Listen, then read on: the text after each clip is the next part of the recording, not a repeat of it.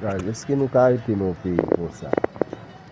Nou gade senate, depite, magistra, mabon? On tout ensemble de moun sa yo. Se yo ki notre l'Etat, se yo ki fe la loi. Gade goume yo, gade. Sa apon pil dosye, yo di dosye pa fet. Nou tombe goume, eske nou ka go peyi ap mache kon sa? On peyi pap ka mache kon sa? Fok don leve kon fek pou fet.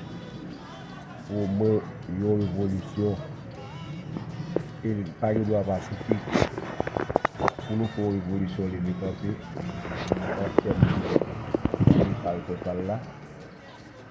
Fok nou pa fet ou on diske venan nou. Nou de nou kote. Paske fok nou aksepte nou pou Haiti jen liberté. E fok nou aksepte tiye pou Haiti jen liberté. Si se pa sa, se la ve mesi yaten. Se nou va jen tra son bel ekzamp.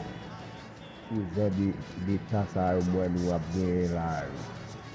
Nan denye 40 ans sa yo. Denye de l'Etat sa yo ap gen la yo. Se nou va fon zavyo men gade. Mwen tout se kap tiye. Mwen se ros. La ros non men. Eske moun za yo bon pou sosete a? Eske yo ka itil sosete a?